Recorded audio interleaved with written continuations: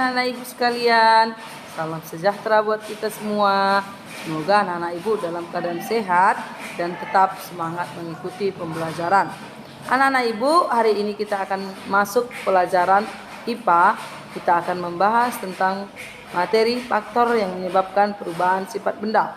Namun sebelum itu nak, mari kita awali pertemuan kita dengan berdoa. Kita berdoa dalam hati, doa dimulai. Doa selesai.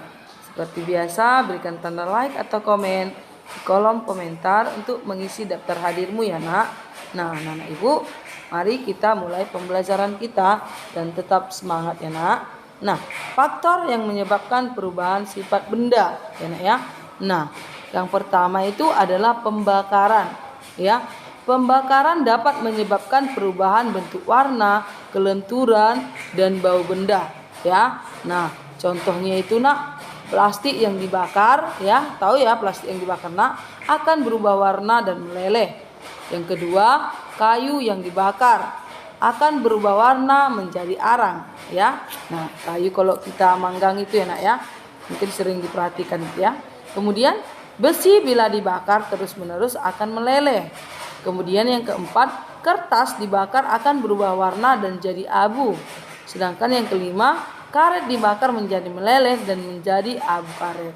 Nah, itu faktor penyebab perubahan sifat benda. Yang pertama, pembakaran. Yang kedua, yaitu pemanasan.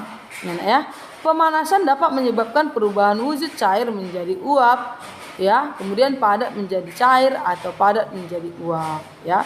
Contohnya, air panas dipanaskan menjadi uap air. Es bila terpengaruh suhu panas akan berubah menjadi cair. Kapur barus akan menyublim atau menjadi gas ya nak ya, jika dibiarkan di udara terbuka. Dan yang kelima, mentega mencair bila dipanaskan ya. Nah, itu contoh-contoh perubahan sifat benda akibat penyebabnya ya. Yang ketiga, penyebabnya adalah pendinginan. Ya, contoh uap air berubah menjadi air jika didinginkan. Itulah pengembunan ya. Air bila didinginkan akan berubah menjadi padat atau es. Itu adanya membeku ya karena suhu dingin. Paham ya? Kita lihat yang keempat, pembusukan. Pembusukan disebabkan oleh bakteri pembusuk ya. Nah, pembusukan ini dapat menyebabkan perubahan warna, bau, bentuk, dan kekerasan benda ya. Contoh nak, kalau buah pisang atau buah mangga kita di rumah sudah busuk ya, nah dia kan akan berubah warna. Yang tadinya harum menjadi bau, kemudian yang tadinya keras menjadi lembek ya. Nah, itu dia pembusukan. Kita lihat lagi nak ya. Yang kelima, pencampuran dengan air. Ya, pencampuran dengan air, contoh gula dan garam bila dicampur atau diaduk akan larut dan tidak terlihat bertumpuk. Ya, kan tadi gula dan garam itu kan benda padat, sesudah dilarutkan kena menjadi benda cair ya. Kemudian yang kedua, semen yang dicampur air akan menjadi padat dan keras ya. Semen itu kan awalnya kayak abu ya nak, serbuk-serbuk gitu ya.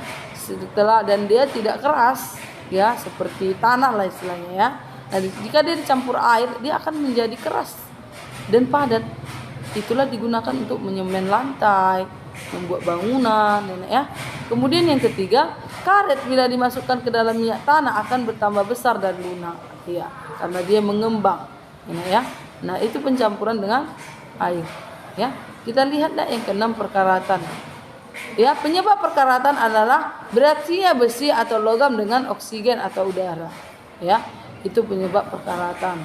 Contoh, besi berkarat akan mengubah warna, bentuknya rapuh dan mudah pecah. Ya, yang kedua, seng berkarat akan berubah warna dan kekerasannya. Ya, nah itu perubahan sifat akibat adanya perkaratan. Ya, nah itulah faktor penyebab perubahan sifat benda ya nak ya.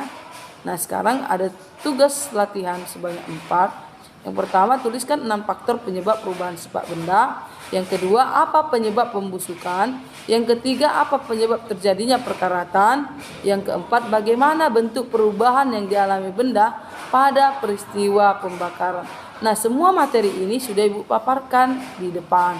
Jadi, Ibu harapkan anak-anak menjawab dengan baik, anak. Oleh sebab itu, buat catatan, anak. ya, dan kerjakan latihannya dan tetap semangat belajar ya. Nah, tugas-tugasnya akan dikumpul nanti pada saat masuk sekolah.